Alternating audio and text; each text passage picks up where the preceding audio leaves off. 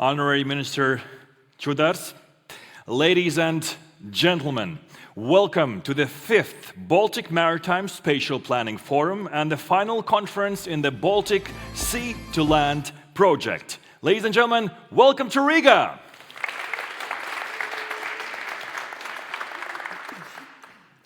During the 2 days of our conference, we will talk about the challenges in maritime and spatial coastal planning, like climate change, integration of ecosystem services and blue-green infrastructure, safety and security, effective use of space, and all of that from a multi-level perspective, thanks to our experts. We have an expert of our own. This is Natalia Zając, the lawyer and public servant in Poland with more than 10 years of experience in maritime affairs and also more than 6 years of experience in management positions within maritime administration. So she is more than suited today to be our main content moderator. And this is Artis Ouzuliņš, our experienced event host, who you might know from the Latvian radio airwaves, to keep us on track with interactions and practicalities. Yes, and we will be working in unison today to bring you the best content, the best discussions, talks, and parallel sessions throughout the day with a celebration in the evening. And that all is brought to you by the VASAB Secretariat, together with the Ministry of Smart Administration and Regional Development of the Republic of Latvia, in cooperation with the partners of the Baltic Sea to Land Projects Consortium. The 5th Baltic MSP Forum is supported by the Interreg Baltic Sea Region Program. A round of applause to all our supporters and the organizers, wherever you are. Thank you all. Let's have a wonderful day. To open the forum, please welcome to the stage the Minister of Smart Administration and Regional Development of Republic of Latvia, Mr. Raimonds Čudars.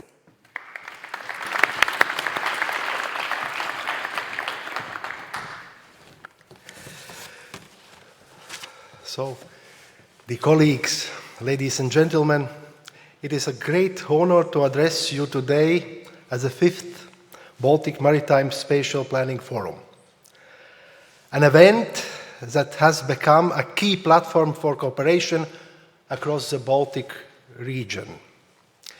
Here, experts, policymakers, researchers, and civil society representatives come together to seek solutions to our shared challenges.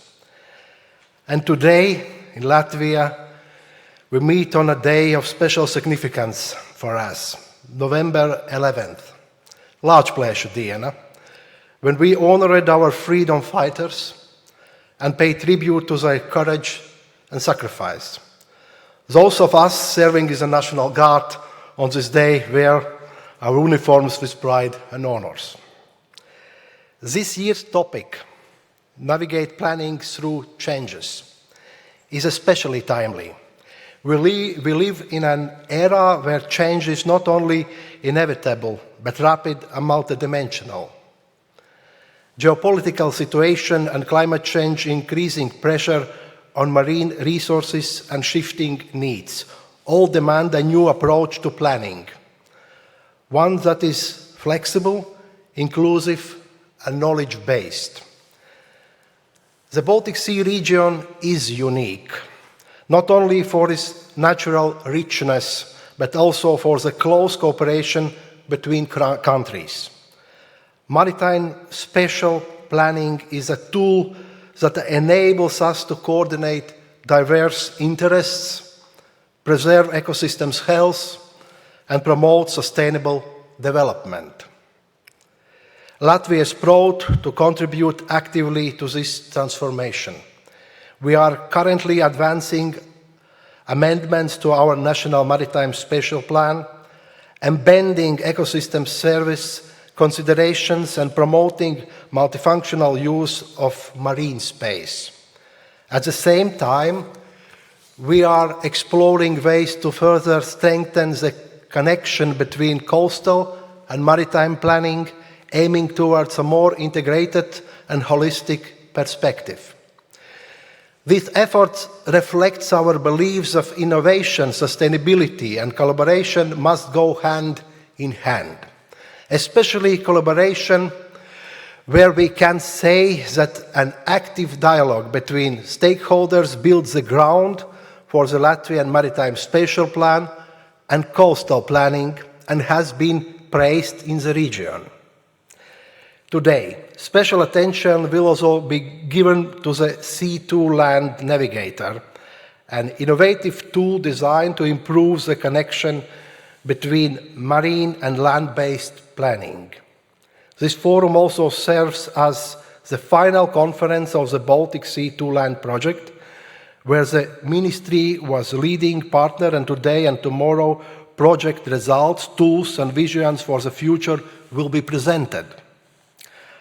I would like to thank VASAB Secretariat and my colleagues at the Ministry and everyone who contributed to organizing this forum and all participants for your expertise, experience, and commitment to collaboration. Only together can we shape a sustainable future for the Baltic Sea region. I wish you all an inspiring and productive forum. Thank you very much.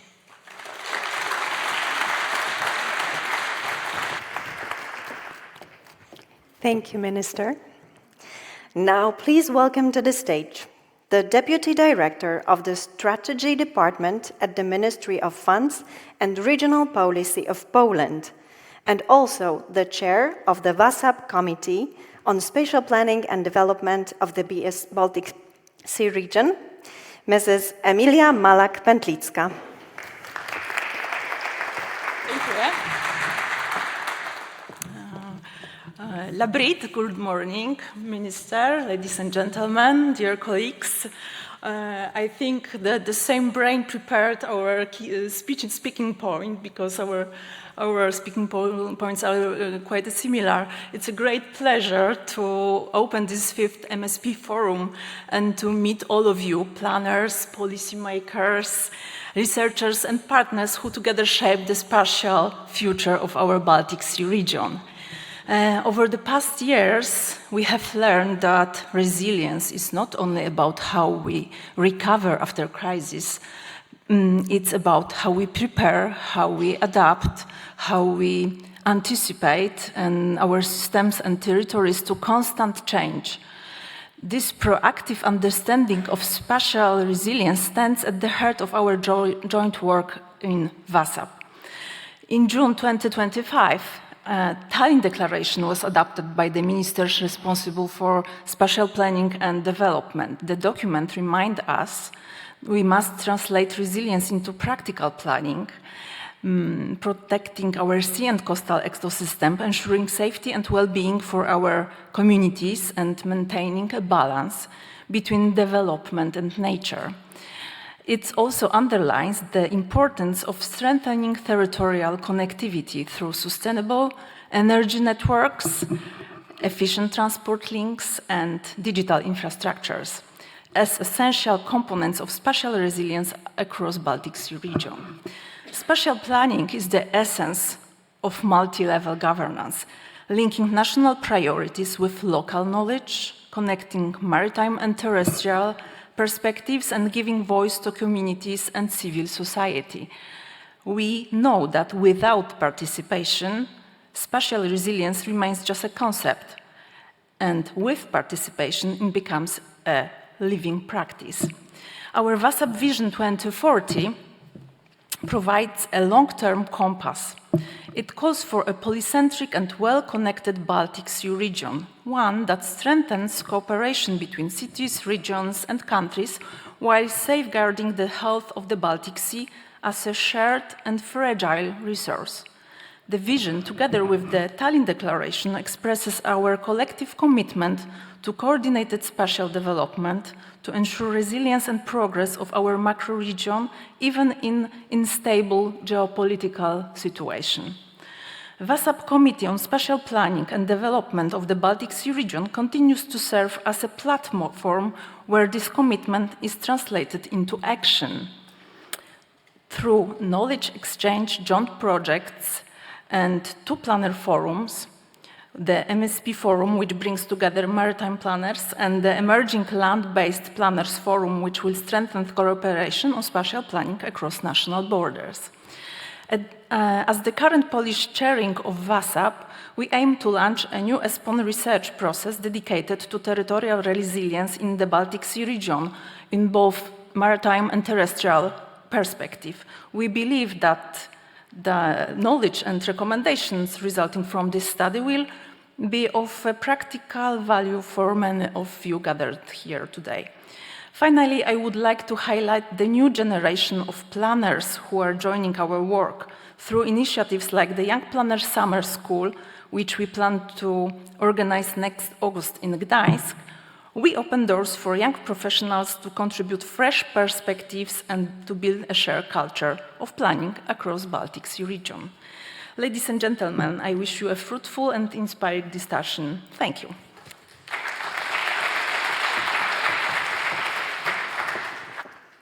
Thank you, Emilia.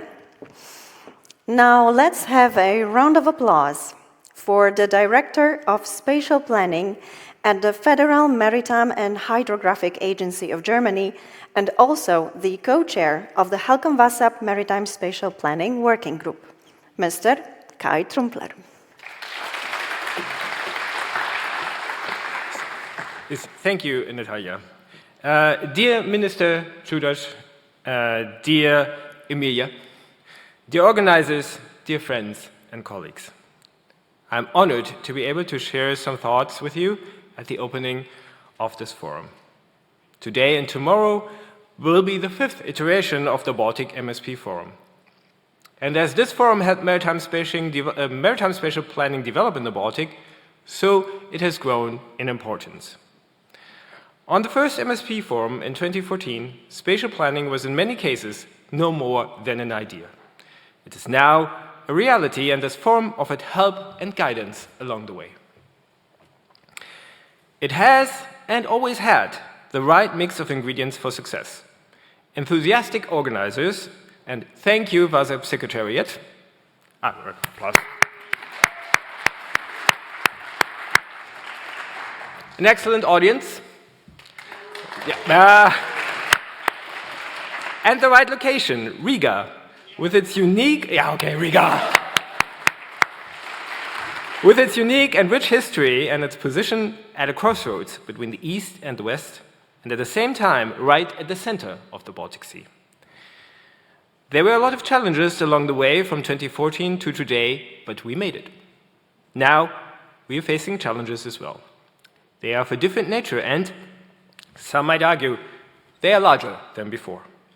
We are facing an aggressive predatory Russia, a crisis in biodiversity, and we must still try to mitigate and adapt to a rapidly changing climate.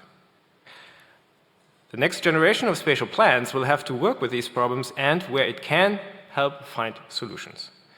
This sounds at first like an impossible task, even for people as experienced as we are. But I am certain we can deliver. Not perhaps solutions to all these problems, but meaningful contributions. And we can do it by doing the painstaking and sometimes frustrating work of spatial planning. We have to talk and really listen to the people we affect with our decisions. We have to talk to the scientists and experts. We have to follow political guidance. We have to accept that there may not always be a win-win. To paraphrase Max Weber, maritime spatial planning is the slow boring of hard boards. It takes both passion and perspective. I know that in this room we have more than enough passion, and we have the perspective to keep working and keep finding solutions. And I know this and the coming forums will be there to help us along the way. Thank you, and I wish you a conference filled with passion and perspective.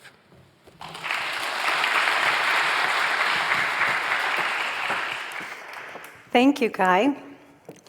Ladies and gentlemen, today we planned for you one panel discussion on current challenges in maritime and coastal spatial planning, and 6 parallel sessions in blocks of 3. During the parallel sessions, we will be discussing all the variety of topics that are big challenges for humanity and the everyday task for the planners. In between, you will experience the guided tour around the perfectly planned Baltic Sea.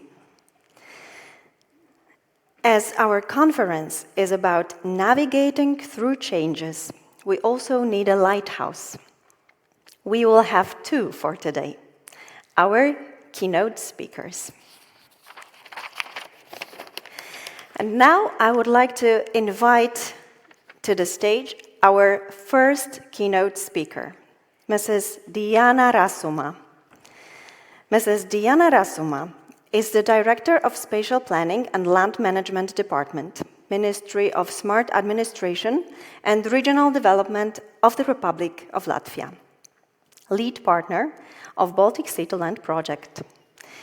Diāna will present her insights on Baltic Sea to Land project journey. Welcome, Diāna. Let's have a round of applause.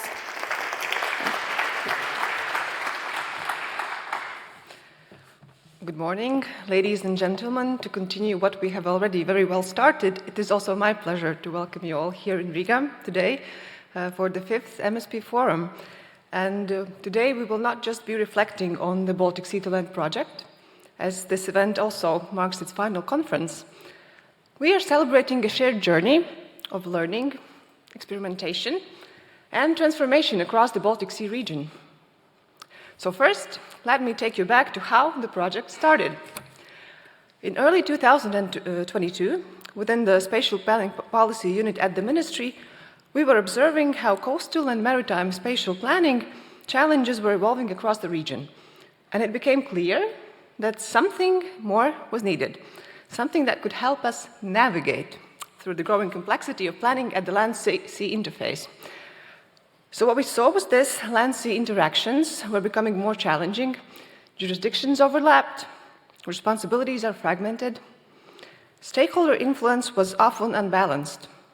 And yet, to meet the ambitions of the European Green Deal and the sustainable blue economy, we needed integrated, multi-level governance.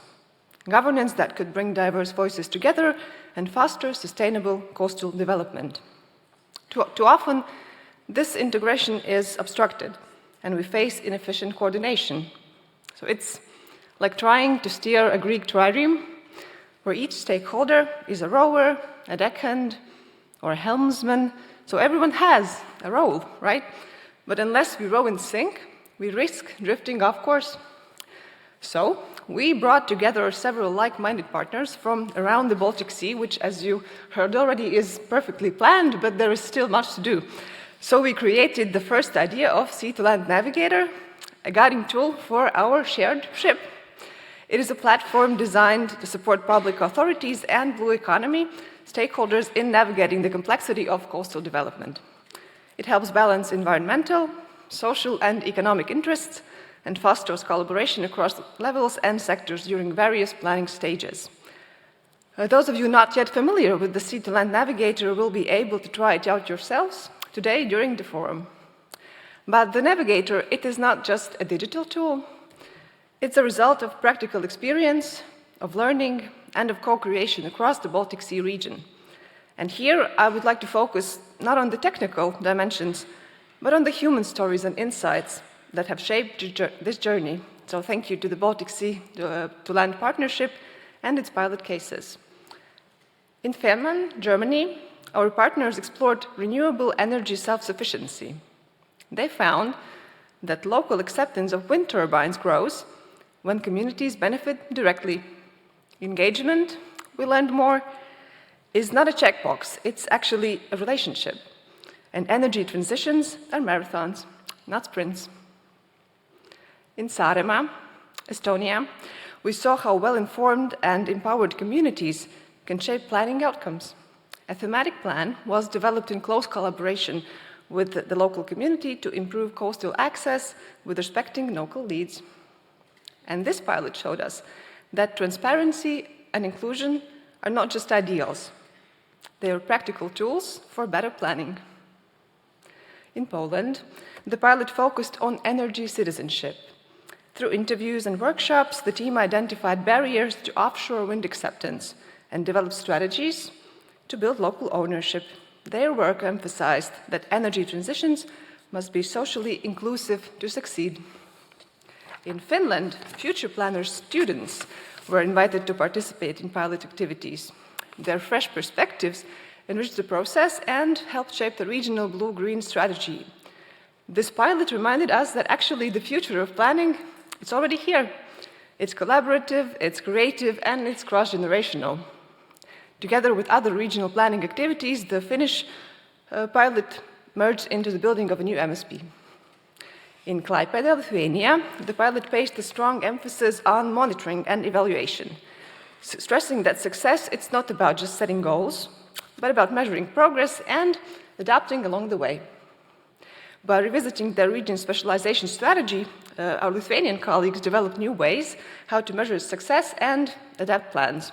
And their work landed in the Blue Data Dashboard, which is now a key feature of the Sea-to-Land Navigator. And of course, here in Latvia, the collaboration between national and regional pilots, it was a standout example of vertical integration. The Kurzeme planning region developed a regional coastal thematic plan through inclusive working groups. And the national pilot assessed the implementation of the national coastal plan. By joining forces, we created a more coherent and responsive planning framework that bridges maritime and coastal planning in a more meaningful way. All these pilot cases, they were of course not isolated efforts. They were connected through shared tools, through peer learning, and a common commitment to better governance. The Sea-to-Land Navigator became the bridge, and also the topic of many passionate discussions, offering data, methods, and governance tools that supported each pilot's unique context. So, where do we go from here? The Navigator, it will continue to evolve. It will be supported by a massive online open course, or a MOOC, that is designed to build capacity for planners across the region. It will also continue through new Interreg BSR platforms, such as CBAS and Baltic Planet, which we are very glad to be a part of also. And it will remain a resource for those of us charting the future of MSP in a changing world.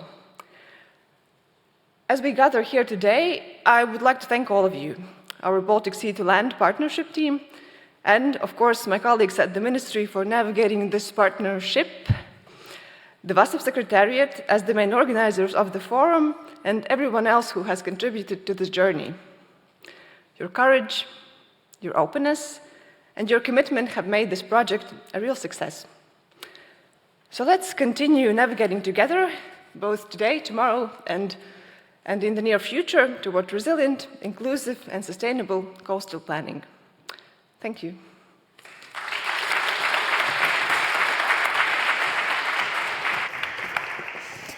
Thank you, Diāna. We will hear more about the Baltic Sea-to-Land project during the 2 days of our conference. And now, please join me in welcoming our next keynote speaker, Mrs. Kira G., the senior scientist in Helmholtz Zentrum Hereon and Federal Maritime and Hydrographic Agency, Germany. Kira will have a presentation on MSP past, present, and future, charting a course in a changing world.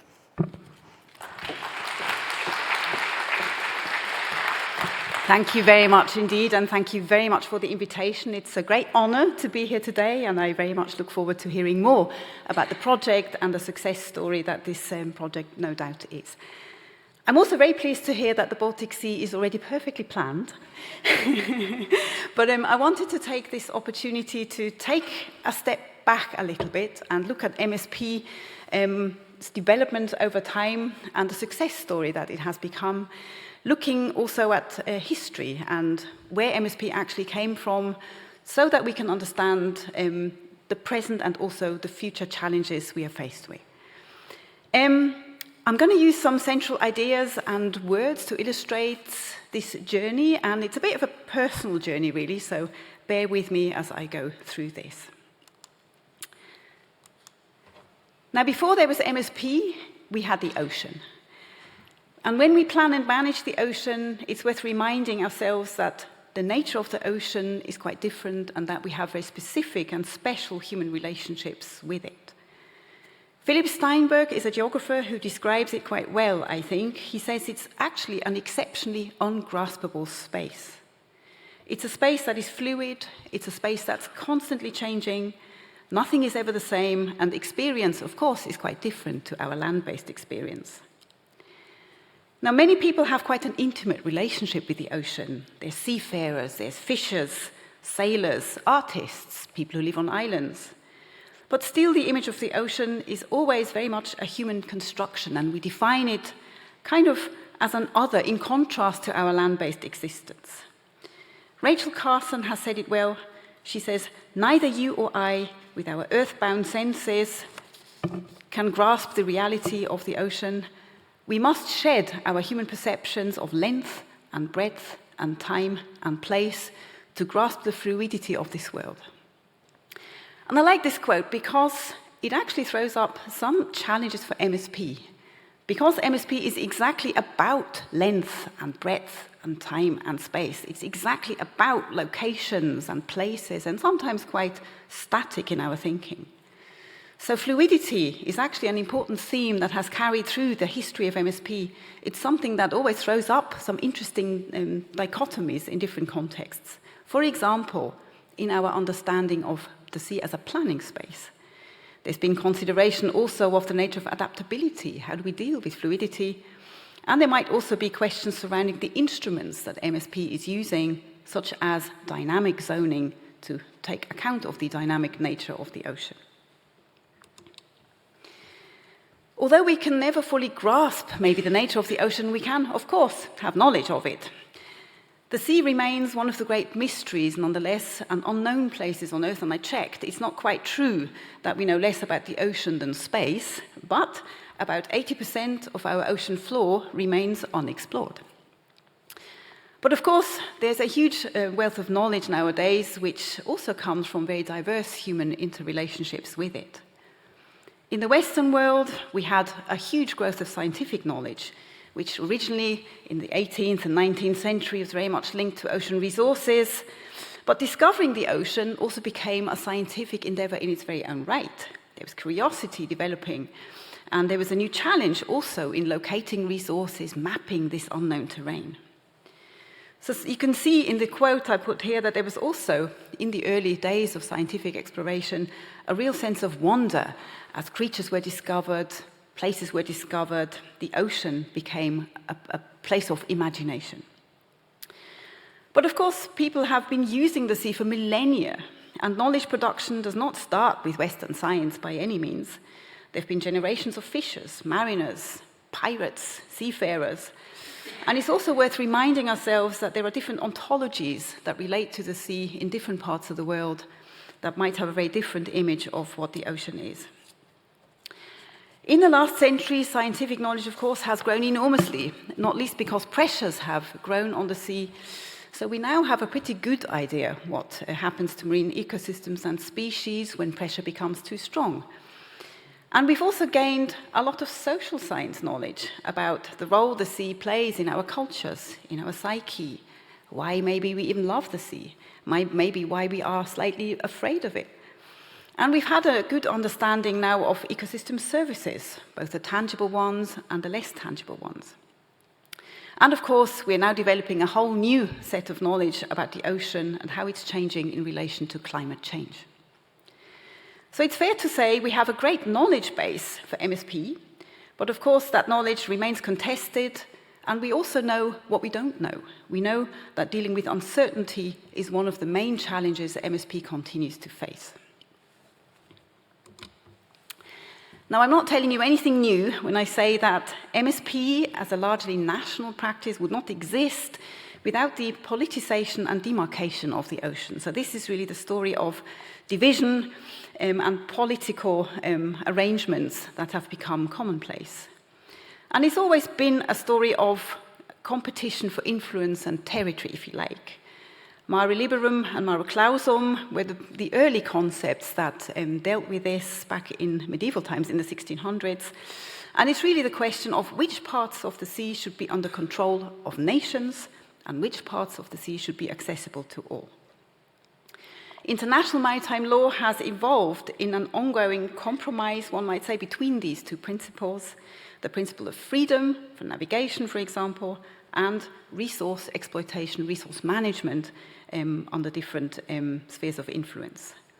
And we all know the role of the United Nations Convention on the Law of the Sea, UNCLOS, which began to be negotiated in the 1950s and provided a much more systematic approach. And it comes with rights and sovereignty, but also establishes obligations such as safeguarding the marine environment and protecting the freedom of scientific research. And it's important to remember that in areas beyond national jurisdiction, we have the principle of a common heritage of mankind, in that all rights in the resources of that area are vested in mankind as a whole. So what does UNCLOS mean for MSP? Well, the biggest shift, of course, is the introduction of boundaries and territorial markers. And coming back to the fluidity of the sea, it's kind of arbitrary lines, if you like, demarcations. And as so often, it's a story of two halves. It's a story of empowerment on the one hand and sovereign rights, but also disempowerment. Fishers in Europe, for example, did lose access to fishing grounds in the 1970s and 80s. But empowerment also reflects the fact that some EEZs, for example, are huge compared to land. And there has been a shift in how some countries perceive themselves in terms of territory that they cover and how access of resources now has to be negotiated. And this demarcation also enabled MSP to consider how to overcome these exact same boundaries. So really, this is also the birth of coherence and transnational collaboration. There's another story of divergence, which is a policy story, and it's the story of divergence between environmental and development policy in the early 2000s at EU level. The integrated maritime policy was originally proposed as a holistic approach to ocean governance, but from the very beginning, it did come with two pillars. One was strategies for growth and better jobs, and the other was to maintain and improve the status of marine resources. The environmental pillar was quite a strong one at the time. It had existing policy packages, there was the Habitats Directive, and also the Water Framework Directive. And it culminated in the Marine Strategy Framework Directive, which was adopted in 2008. While the development side of things, the blue economy perhaps wasn't quite as established. And there was also, at the time, quite a difference between countries, some of which had already pushed forward with MSP and had the first plans, others hadn't even considered it. And from the very beginning, MSP, in policy terms, was quite strongly about the blue economy, even though, of course, the ambition has always been to make this a sustainable blue economy based on good husbandry of marine resources. But this story of divergence, policy divergence, is one that still throws up questions and challenges today. And we always ask ourselves, still in this day, how environmentally led MSP should be, for example. That depends very much on the sea basin, and in the Baltic Sea, I would say MSP is very strongly environmentally led, and the situation might be quite different in other sea basins. Now, divergence and demarcation, of course, is only one part of the story, and MSP really, of course, is about integration. We all remember this image, I believe, at least the ones that have been in MSP as long as I have. It's the emergence of MSP as driven by offshore wind, by much more interest in the sea, by many more sectors using marine resources, leading to increased spatial pressure, competition, and the recognition that sectoral management alone is not enough and that integration is needed. Integration emerged, first of all, in the context of integrated coastal zone management, where there was a similar realization that the land and sea interface had to be managed together in an integrated way, and that's very much reflected in today's project also, the land-sea dimension, of course, and the connectivity between the two being a core theme. And ICZM was very popular, and there was lots of activities and projects dealing with this across Europe. Yet still, despite all the experience we have with integration, I would say it remains one of the most ambitious and difficult objectives to achieve for MSP, which is because integration has so many dimensions and so many scales. It means planning for multiple objectives.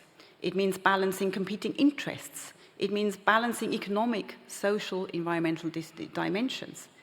It also means institutional, cross-sector integration, transboundary integration, land-sea integration. All these, of course, are central to MSP and are what we all do on a daily basis as planners. In the Baltic Sea region, integration is well advanced. One example is the Baltic Sea Action Plan, for example, or the regional development strategies. However, academic literature does remind us that some of these integration dimensions are still quite vague, and of course, that integration has to come with institutional change, and there is still, I believe, sometimes a lack of appreciation for the institutional changes that might be needed in order to really achieve full-scale integration. Integration, of course, and MSP as a whole, is totally inconceivable without participation of a wide range of stakeholders. And one of the biggest learning curves, I would say, in MSP has been how to design a planning process that is truly participatory, rather than just a token of participation. And again, ICZM has led the way. We had Agenda 21, and also a participatory turn in planning theory, in land use planning, which led to a shift from the sort of top-down approaches to a much more bottom-up approach that involves the community and plans with stakeholders and with the community. And with that shift came a whole new appreciation of local knowledge, of the needs and values of local people and stakeholders that are important to include, and the need to use stakeholder inclusion, not least to create legitimate and effective plans. And of course, this has had a huge impact on how MSP is conducted and how we make plans today, and what's become quite normal and standard practice these days. It's been a huge learning curve related to the why we even involve people, who should be involved, how we do this in practice, and when we do it. And maybe the slightly naive ideas we had at the very beginning of MSP have now given way to a good understanding of what's involved to really build transparency and trust. And again, I would say the Baltic region is leading the way in doing exactly that. But there's also critical questions that keep popping up related to power, to justice, the distributional impacts of planning, who actually benefits from planning decisions, who is recognized in the MSP process truly, and what happens with disempowered stakeholders and diverse forms of knowledge that are maybe not as common. What might progressive forms of MSP look like that really take a much greater account of the social dimensions and social impacts? So the last 20 years, I would say, and especially the first phases of MSP, have been great years of experimentation and institutionalization also at multiple levels. And throughout this time, there has been fantastic learning. There's been fantastic transboundary exchange, and you can see this in the range of projects. It's not an exhaustive list that I've put on this slide. So the projects have been hugely important facilitators of this learning curve, in particular in the Baltic Sea region, because they have provided the necessary room for experimentation, for trying things, for testing ideas at an informal level that could then feed back into more formal processes. And we've had a lot of scope to test, for example, ideas of zoning, or how to design priority areas, how to involve stakeholders, and even on national legislation. There's been lots of projects concerned with land-sea interaction. We've had projects that have dealt with mapping and tools, and of course, always a running theme, data and information sharing. And one of the first outputs of these projects was the Baltic Sea Vision 2030. Some of you might remember this, which emphasized at a very early stage the importance of considering the whole sea, and actually set out some pretty good principles for holistic management. At the same time, the first networks arose, the first forums arose, in parallel, not least the HELCOM-VASAB MSP working group. the EU platform, the Planners Forum, and, of late, MSP Global. And throughout this period, the environment actually remained a common and important denominator in the Baltic Sea region, maybe because of the strong HELCOM-VASAB connection, which is interesting and revealing compared to some of the other sea basins that have had maybe a slightly stronger blue economy focus. And at this point, it would be remiss of you to not highlight the importance of EU funding, and I'm talking to Felix here, because the EU has been such an important driver of this research and development and the practice of MSP through its various funding opportunities, Horizon, MFAF, Bonus, ESPON. None of where we are today, or nothing would have happened quite like this without this continued support.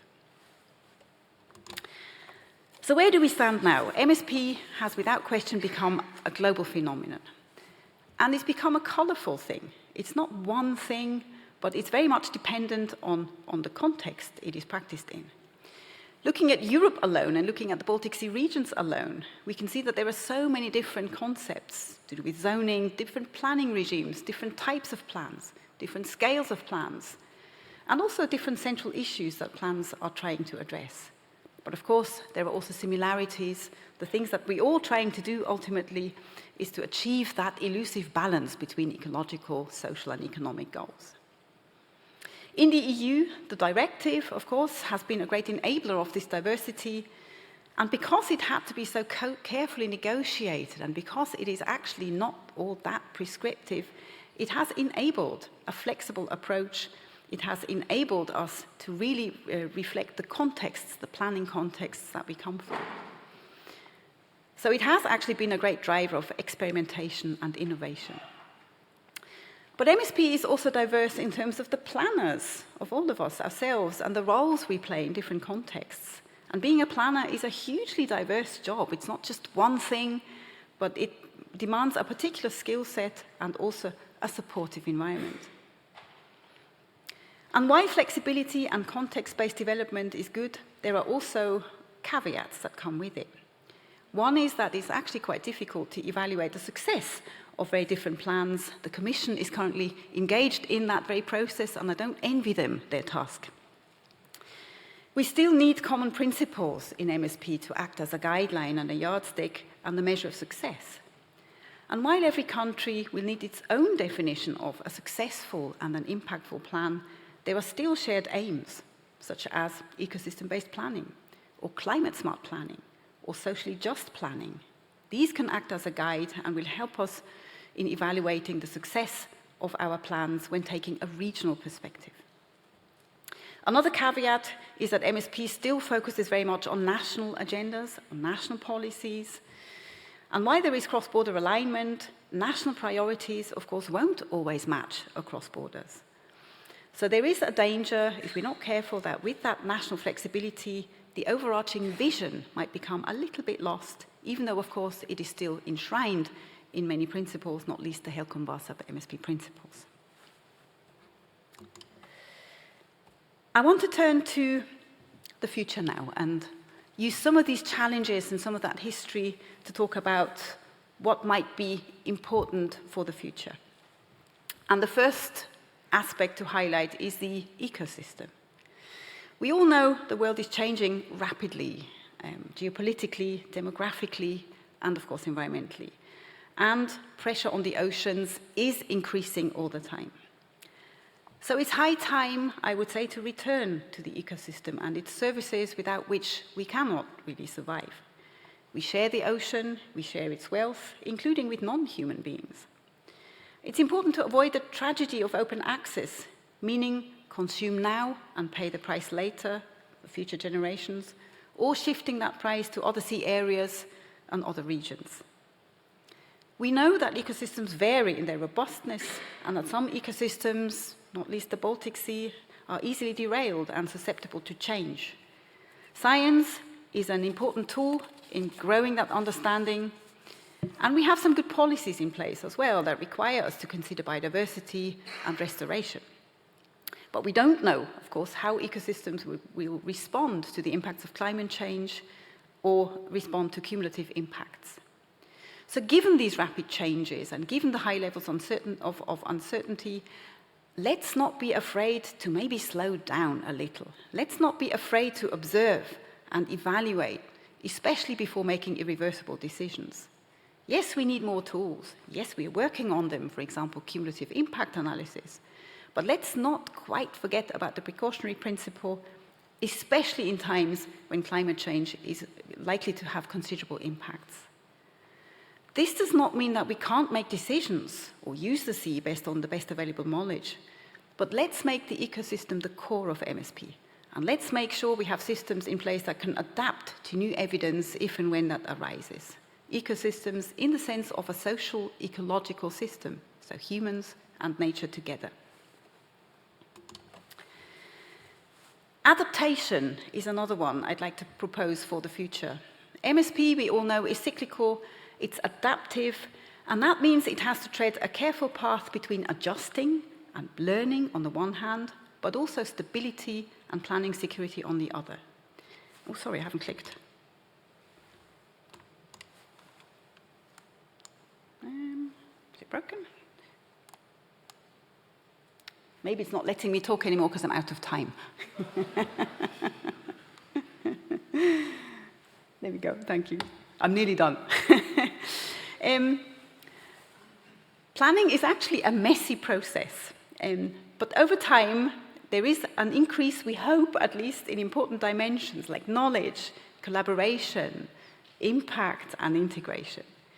Institutions are becoming more established, both nationally and internationally, but of course the challenges MSP has to contend with are also going to change and our baselines will shift.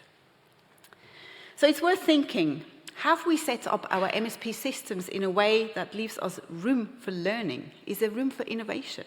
Can we adapt to anything that might happen in the future? Path dependency is useful and can make MSP more efficient, but it can also be a trap if there's no room for innovation and flexibility. Adaptive capacity is also important when it comes to integration and coherence. These are things we have to keep negotiating. So are our systems adaptive enough? Is there enough adaptive capacity also when it comes to stakeholders, transboundary issues, boundaries? So adaptive capacity is a complex thing. It depends on many factors, but it does depend, quite importantly also, on aligning issue cycles, planning cycles, political cycles, including legislation. Okay, I'm going to hurry up. Learning is another one.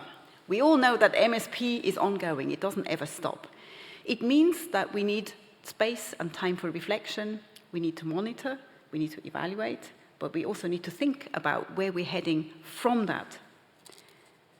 So MSP is a process that requires learning organizations, individuals, and also platforms. It's an opportunity for us to check where we stand, to look at actions, to look at results. Are we doing things right? It's also an opportunity to look at practices and norms, to ask, are we doing the right thing?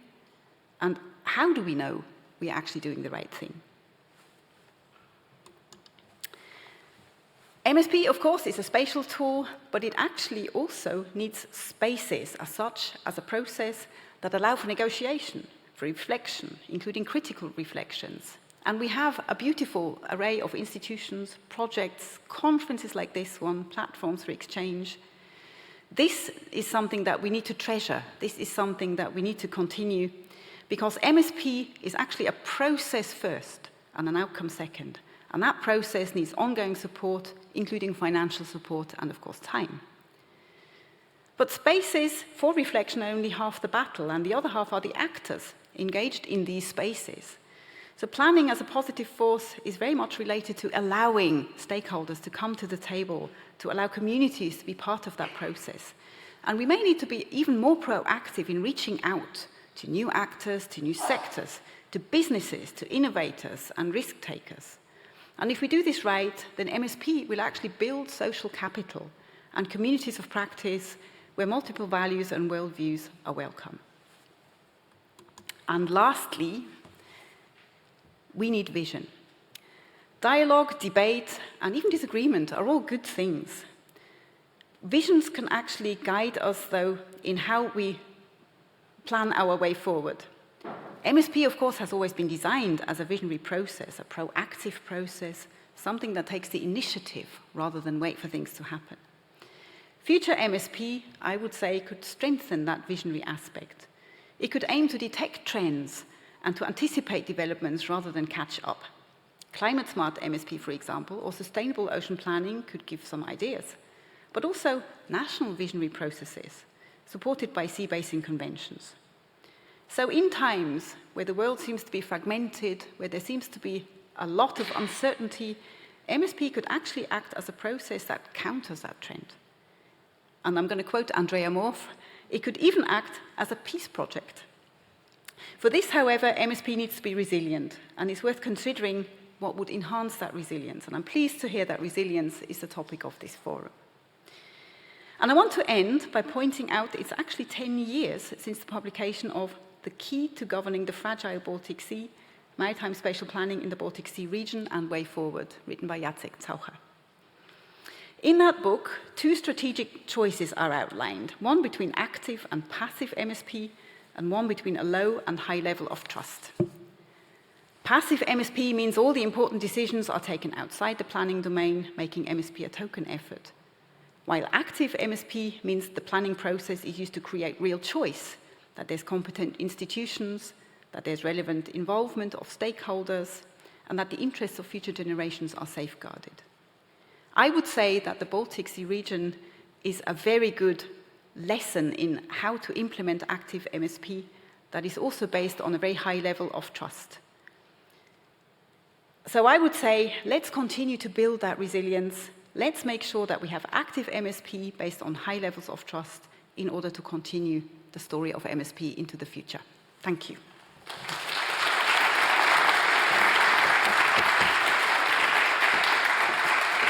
Sorry, I was very loud. Thank you very much. Thank you, Kira, for reminding us of the complexity of MSP. Why do I have my phone in my hand? No, I'm not scrolling TikTok right now. We want to get ready for the next panel discussion, which will be led by Natalia.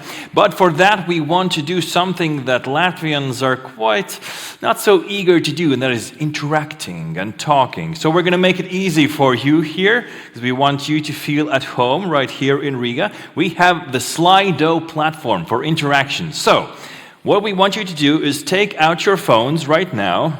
I have my phone right here as well. Scan this QR code, which leads you straight to the Slido platform. And there, already during the panel discussion, you can send in your questions. Please do send them in. That's one ask from myself. But we also want to interact in this platform, a social platform, so to say. There are those small thumbs up icons. If you see a question that's, yes, I want this to be asked on the stage, press that thumbs up icon, and in the end, when we'll have the Q&A, we'll have the questions on the screen, and the top questions will appear here, and then Natalia will choose from those. So type in those questions and vote for them with your thumbs up. I think we are ready, Natalia. Yes. We need your input for the panel discussion. So with the input from the keynotes and from with your input, we are ready to start our first panel discussion. In this panel discussion, we will touch upon the key aspects of maritime and coastal planning. We will focus on the real effects and the realistic solutions. Our experts will present their views from their own different perspectives. So today we will hear the perspective of Felix Leinemann, Head of Unit for Blue Economy Sectors, Aquaculture and MSP, DG Mare, European Commission. Felix, are you here? Yes.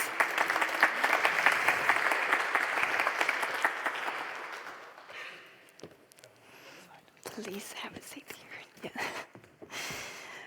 Mr. Kai Trümpler, the Director of Spatial Planning and BSH of Germany, co-chair of the HELCOM-VASAB MSP Working Group.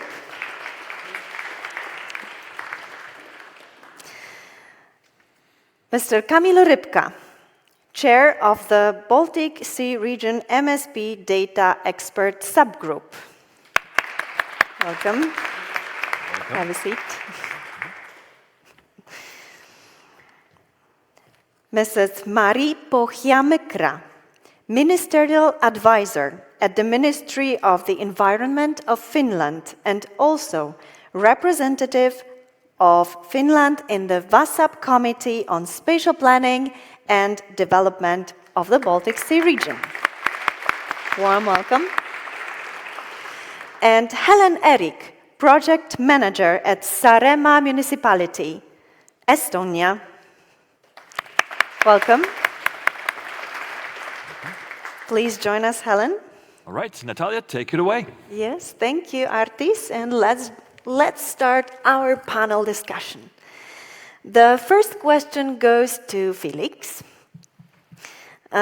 You work for the European Commission since 2003, and you have such a broad perspective on MSP. So could you please tell us what effects, they can be positive or negative maybe, of maritime spatial planning the European Commission observe? Thank you. Good morning, everyone, and pleasure to be here in Riga for the 5th Baltic MSP Forum. You are starting with a difficult one because Kira said she's not envying the Commission and she had a whole keynote, and now you say, okay, what's the effect we observe? But anyway, what are the effects? The first effect is, from a European perspective, we have a European MSP directive since 2014, and almost all member states have a plan or all member states are engaged in the process of planning. And many of the member states are already revising their plans, as we have heard as well, observing and revising.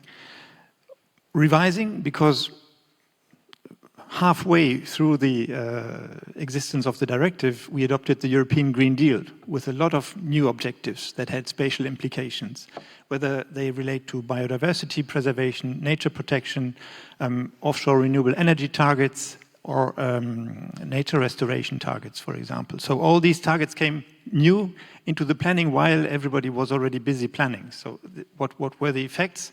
An acceleration, lots of discussions. In the Baltic, we have objectives of 20 gigawatt of offshore wind by 2030, which is in 4 years' time. And there's not much for the time being. So this is a very rapid curve that will need to be followed. Still, if we look at the effects, if we ask the wind industry, they are happy. They say member states have put enough areas for offshore wind in their plans, and we are confident that this will come forward. If you ask about nature, if you ask the WWF, they are not so happy because there's not very concrete plans, for example, how to reach the 30 by 30 marine protected areas and 10% of strictly protected areas. And that's a difficult task. That's certainly true. The nature restoration regulation alone has a target of restoring 20% of degraded areas by 2035. And if we look at the marine environment, it's all degraded. A lot of it is degraded. We have the Marine Strategy Framework Directive with the objective to achieve good environmental status by 2020. It has not been reached, and the revision will be coming up. Two more things, and then I leave time for others to talk as well. Kira was also talking about, or not just Kira, also Diāna before for the C2 land project, talking about stakeholder involvement. If I look back at the 10 years, I think the first 5-6 years when we had MSP conferences, it was just planners and academics. We were discussing amongst ourselves, how are we going to reach this? How is this going to happen? And only a couple of years later, we realized, oh, there's also other people out there. The stakeholders, the industries, the NGOs, the coastal communities. It took the European Union or the Commission, I think, almost 8 years to create the European Blue Forum, to have this at a European level. But of course, European level is far away. It's not something that you do. So while planners have, of course, been talking to stakeholders already in the processes, I think the realization that this is broader and we need to go even further to coastal communities, talk to them, has happened in this time, and now we see that projects are engaging them even more. I think I'll stop here just for the effects, and we can discuss further. Thank you so much for this answer, and also for reminding us about coastal communities. We will go back to them in our further questions, but now the question to Kai about the planner's perspective, and from your perspective as a co-chair of HELCOM-VASAB MSP working group, what are the most common problems and issues that countries raise during the sessions of the HELCOM-VASAB MSP working group? And more importantly, has the group found any solutions? Yes, I could bet the question right back, because we actually have a long history in this together, right? But I think if I would have to describe the core function of the group is, if you say above and beyond, an exchange forum, I would say the hard questions that are really everyone's problem. They are being brought there. And the first example that comes to mind is how to deal with the ecosystem-based approach. That has been a theme of the group ever since it was founded. And we had the first guidelines on this. We're now in the process of finalizing the second iteration of these guidelines. And you also heard that Kira was, stressing the importance of the ecosystem as one of the core parts of the maritime spatial planning. And I think really that there, HELCOM-VASAB has made a good contribution to this. There's other parts too that everybody struggles with, like how to do transboundary consultations, for example. And then, of course, in the more nitty-gritty, and if you excuse me to say this, more in the machinery of MSP, it's how to deal with data on a very practical level. And we have a very successful data subgroup, and two of the chairs of this data subgroup right here, and I think that really helped planners along on a very practical level. So, if I want to take more time, I think this is my answer. Thank you so much, Kai. Also, we will be talking more broadly about the EBA tomorrow. We will have the keynote on the EBA. So now, Kamil, the question to you. You've been working on MSP for more than 10 years. What is the role of digital tools in addressing challenges in maritime spatial planning nowadays? Like, what is the role of base maps, if you could share, in the MSP process? And tell us, are the base maps helpful in the MSP process? So I think there is a great role for the digital tools for the maritime spatial planning process, and they are the future.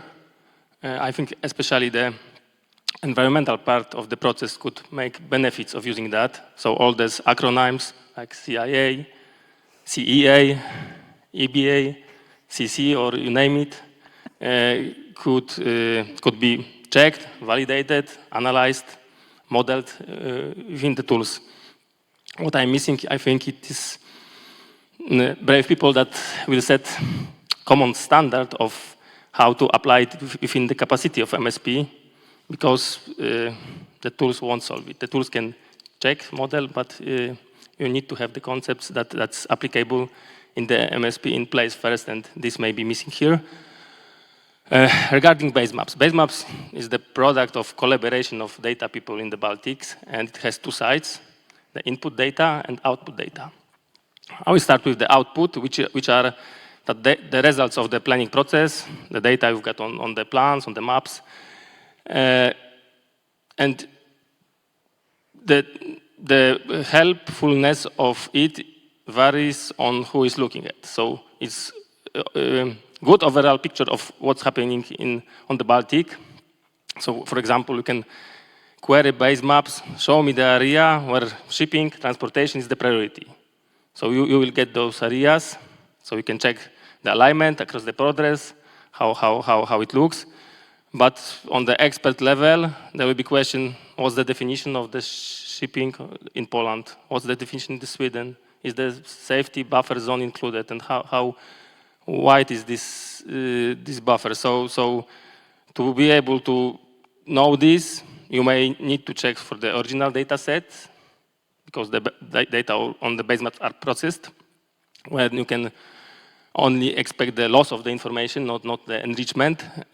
Or maybe you need to look at the text part of the plan, because data is not everything that MSP states. So that depends. Regarding the input data, is the data layers that we found relevant for the MSP process, but the base map is not creating new data. It relies on existing SDIs, special data infrastructures, national one. And usually there is not one only, so there is a lot of data portal, a lot of data services. So we are capturing them and putting them on the base maps, which have some limitations. So the data are usually in national language. And not everything is published. Even if there are data on the national level, they may be not available online. So there is a lot of missing data layers from countries, and we are not fighting with that. This is, I would say, the great first step to publish something. And for the MSP process, I find it useful, because you don't have to ask anybody about data. You can just check there, what's there, and utilize it. So as a first step, it's, I think, a quite smart solution. So such tools, they can make this process more effective, more transparent also, but obviously the farther we go, the more complex it gets. But we need to focus, I think we can all agree, on some real effects. We need to check whether the MSP has any real positive impact on, for example, local communities. So, Marie, you have been working as the coordinator of Finnish MSP cooperation, and you've been overseeing integrated coastal zone planning and management. Are there any problems that were solved thanks to the combined maritime and coastal spatial planning? And if you could give us any examples of such solutions. Yes, thank you, Natalia. And good morning, everyone. It's a pleasure to be here. It's actually a relevant question because this is about the coastal planning and MSP, and this is also about the Baltic Sea to Land project. So we all know that countries are obliged to consider the LSI land sea interactions in their MSPs based on MSP directive, and I think that countries have varied approaches to the issue, because it can be kind of integrated land sea interactions, or it can be separate processes that you just reflect in your MSP. And in Finland, we've been lucky to have such a system that we have coordinated processes so that the MSP and the coastal strategy as a strategic tools are kind of aligned and combined, coordinated together, so that in MSP we have identified archipelagos that are the kind of functional entities, and we have also kind of overlapping map markings with the land side, that is tourism or cultural heritage or ports, or we have ecological connections, functional connections, and so on. And in coastal strategy, we actually take all these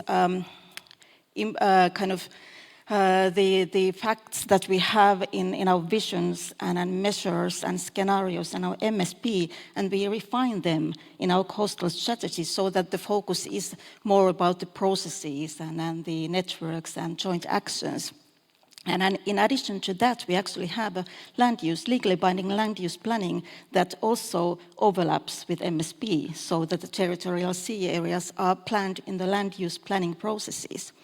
So to answer your question, actually, to give some example of the good practice in Finland is so that blue-green infrastructure is seen as very essential also in the resilience matter, meaning that we have these natural natural solutions for flood, for erosion control or flood production or nutrient restoration or so on. And in MSP we have excellent data, I dare to say, in Finland, also in coastal areas, and I think in all countries we have a situation so that in land-based planning we have even more better data to use. So it's kind of not easy, but important to showcase the important natural value areas. And it's also important to show the ecological connections therein.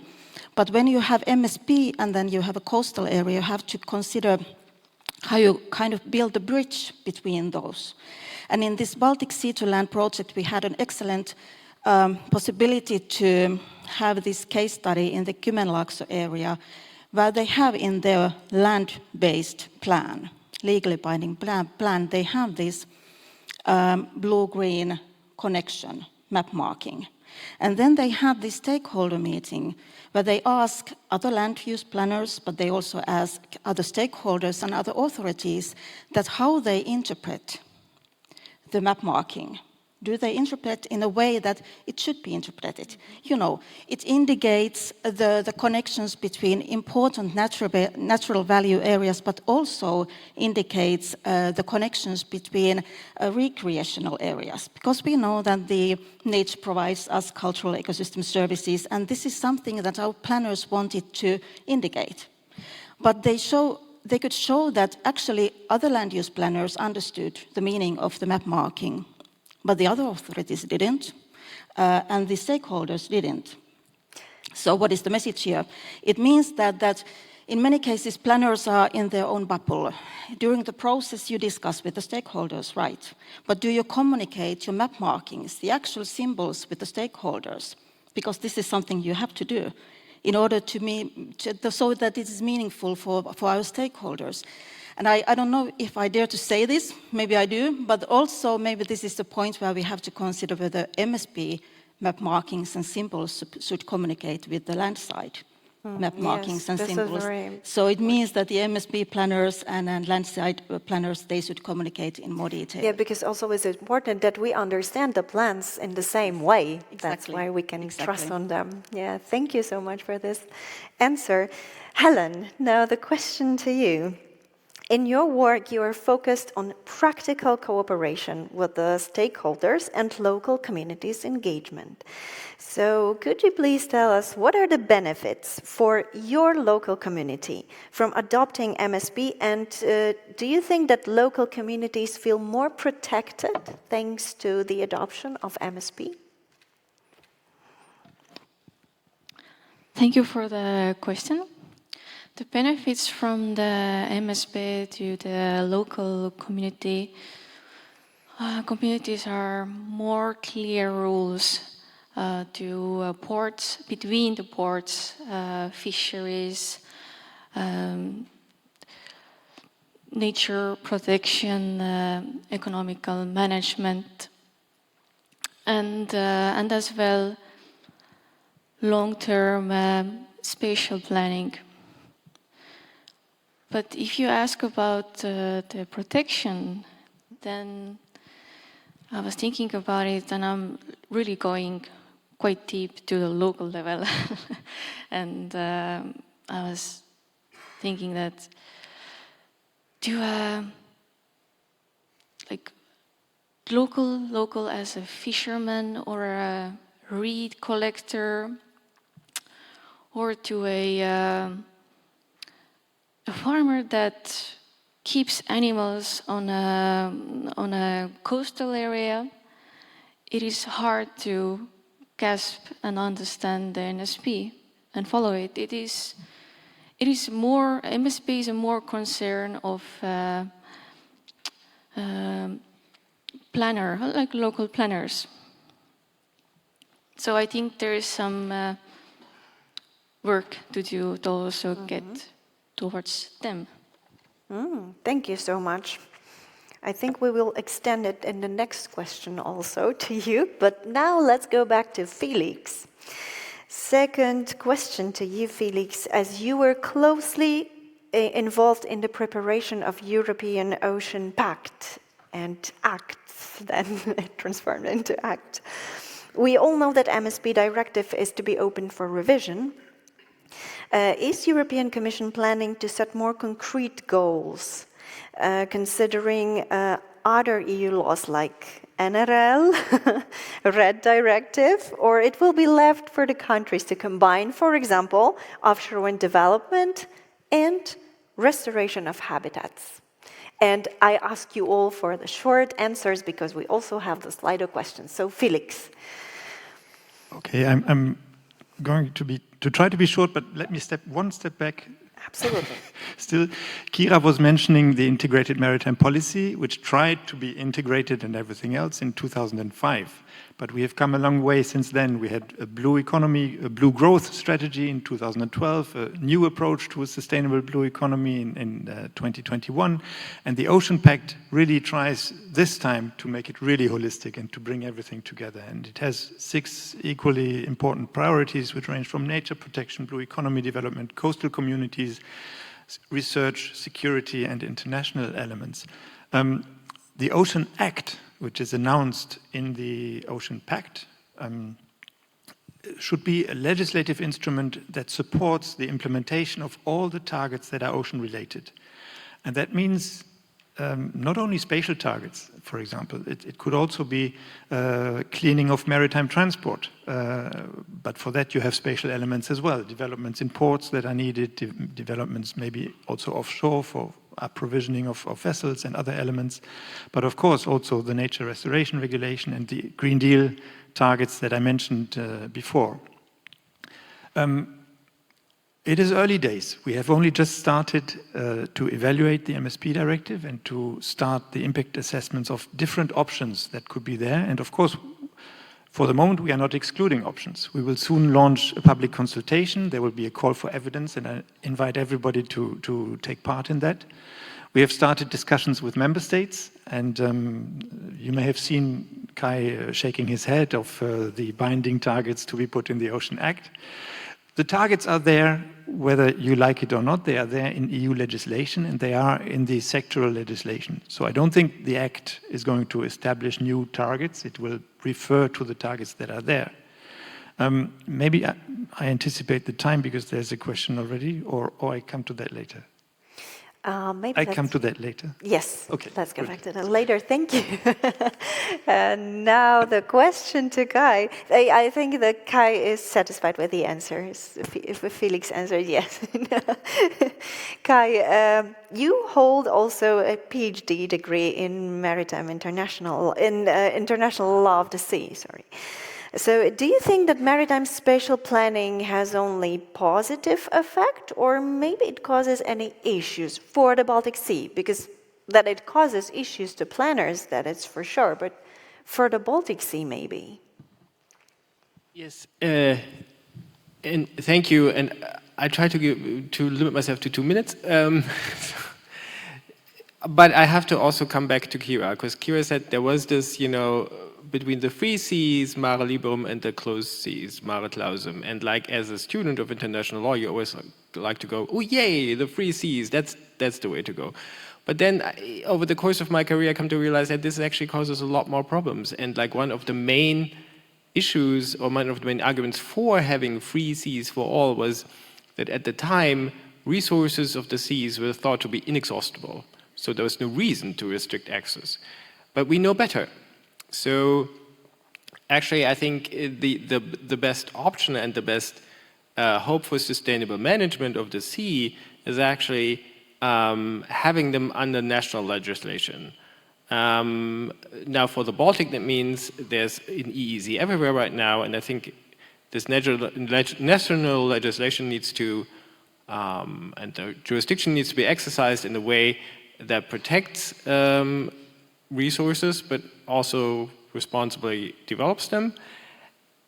And the tool to do this is MSP. So I don't actually see a downside for MSP, be it on the developmental level or be it on the environmental level. I actually can only see upsides there. That's good to hear. Wonderful. Thank you so much. Kamil, next question to you. Are the outcomes from the tools that you're familiar with, of course, any of an argument in the decision-making process, in the MSP process? Like, what the features should the tool have to be treated as reliable in the MSP process? Okay, so to answer these questions, I would like to make this distinction between the GIS, Geographical Information System capabilities, and the tools. So I think a lot of analysis and MSP-related analysis can be performed under the GIS. So by the tools, I mean something that is dedicated to answer concrete question or to address certain MSP issues. And so output from both of that is definitely an argument.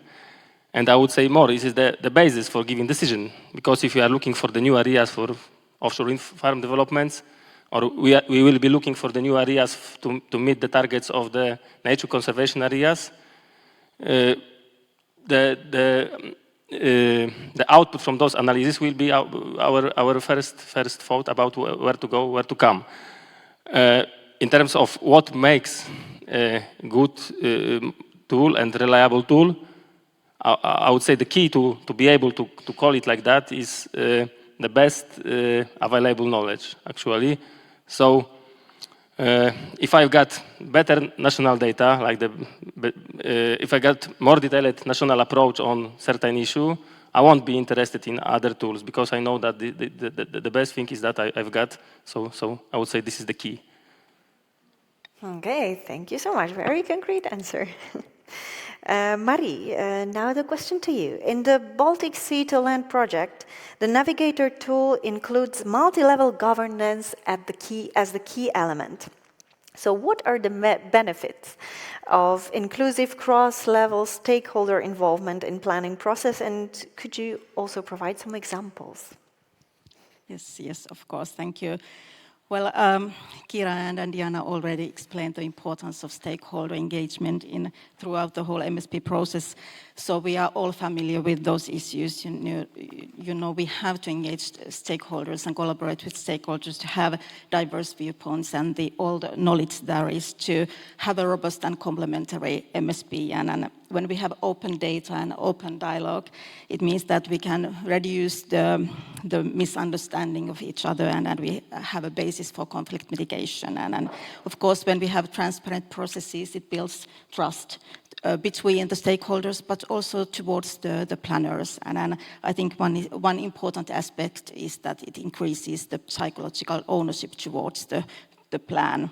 It means that we give our stakeholders the possibility to invest their resources into the planning and value and need their knowledge, and also give them some kind of control over the product. So there's a lot of pros, good sides of this stakeholder involvement, and less of those that are not so good. And I think that the one and only is the resources that we need.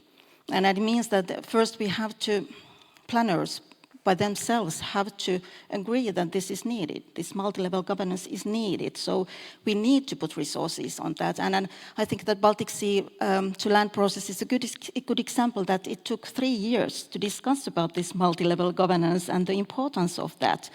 And then all the tools that we have so that the planners understand the meaning of the multi-level governance. And then we have to put actual resources to carry out the multi-level governance. So I think that the negative side, so to say, is that we need a lot of resources. Well, an example of this is one pilot case we did under the Baltic Sea to Land project. And this is in the most northernmost sea areas in EU. There's a Botnian Bay and the question of migratory fish, because we have this bordering river between Finland and Sweden, Tornio River, where the recreational salmon fishing is very essential for regional economics. This really sparsely populated area reaches almost up to the Arctic Ocean, and that is something that the sustainability of the activities rely on any activities that we have in the sea area. And then back in 2022, when we noticed that there is a strong political will to increase offshore wind development in the sea area, and then we were shifting our pristine marine areas into industrial areas, we saw a need to communicate with our stakeholders, and we had a 6-month period of regional and national stakeholder meetings where we invited not only offshore wind developers, but also local level fishermen and also local level tourism representatives considering these issues. And I could say that the MSP in Finland proved to be the platform for stakeholders to meet and have a shared understanding what it means when offshore wind comes to the sea area. And then now the situation is so that in any national processes that we have, whether it's ministry writing down the guidelines for offshore wind, or whether it's permitting authorities, or whether it's regional land use planners, they consider migratory fish. And this is also something that we bring up in our cross-border dialogues, so to say, that we have started with Sweden, but also I hope that our Baltic colleagues understand the importance of migratory fish. What happens in the sea area in Poland or Germany, it affects on this sparsely populated area in Finland and Sweden. So this is really important to have all levels in the discussions, because we can't kind of have these discussions only in the cross-border national level. Just as an example. Thank you. Thank you so much. Thank you. And now my last question to Helen. Tell us, what should be taken into consideration in the next MSP cycle to make MSPs more beneficial for local communities? You mentioned that a bit in your, you started your answer in your previous question, so please share with us. Thank you. It is important to consider previous lessons, such as in Baltic Sea to land Saaremaa's pilots. Local people could give insights of coastal accessibility and its problems and local people's needs. And this is something that I would think loudly that in future coastal accessibility should be more thought about when MSP decisions are made. Yeah. Thank you so much.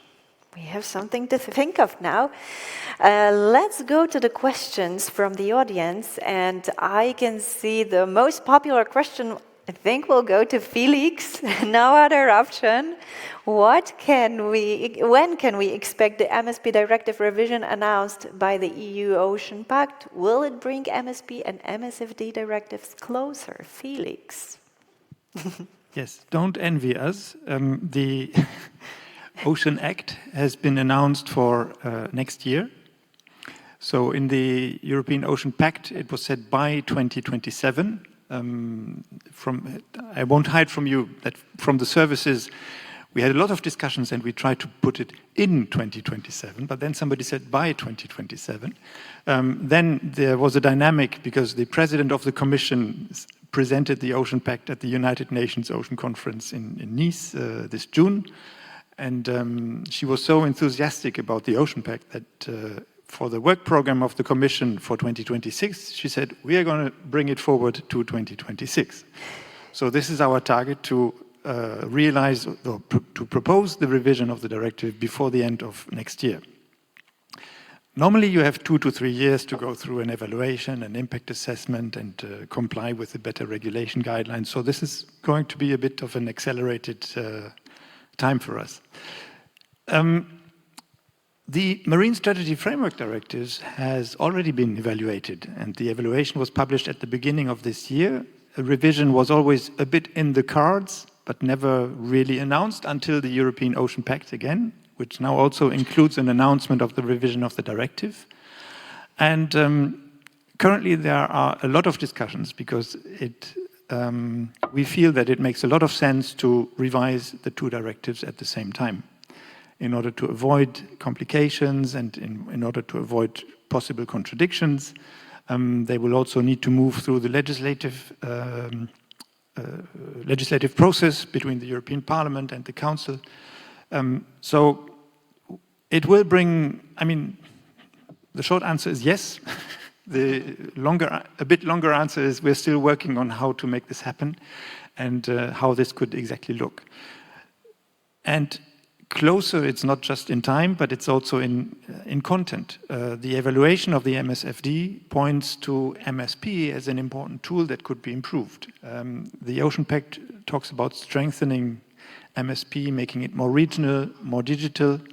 The Ocean Pact also says MSP should become a tool that helps implement the targets and implement other pieces of legislation. So there, we'll need a lot of discussions and to see how the two can work with each other. And maybe for MSP, not just the two, because there are other elements like the nature restoration regulation or the offshore targets, so all the other targets. But that's something where we work on bringing them closer. Thank you so much for this answer, and I think we all feel safe that you have a quite good plan for this work, tough, very tough work, and very meaningful work for all of us. So we still have time for another question from the audience. The second most popular is the one that says, what is the role of MSP in climate change adaptation? What a tough question. I see that Kai is the one who can answer.